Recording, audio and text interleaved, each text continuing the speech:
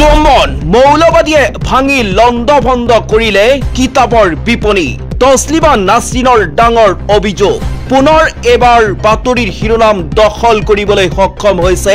বাংলাদেশৰ লেখিকা তছলিমা নাছৰিন লেখিকা গৰাকীৰ কিতাপ থকাৰ বাবে ভাঙি দিয়া হল গ্ৰন্থমেলাৰ কিতাপৰ বিপণী পুনৰ এইবাৰ বাতৰিৰ শিৰোনাম দখল কৰিবলৈ সক্ষম হৈছে বাংলাদেশৰ বিতৰ্কিত লেখিকা তছলিমা নাছৰিন শেহতীয়াকৈ লেখিকা গৰাকীয়ে সামাজিক মাধ্যমত এটা ভিডিঅ' পোষ্ট কৰিছে আৰু লিখিছে যে অসমৰ 21 গ্ৰন্থমেলাৰ কিতাপৰ বিপণী মৌলবাদীয়ে লক্ষ্য কৰি লৈছে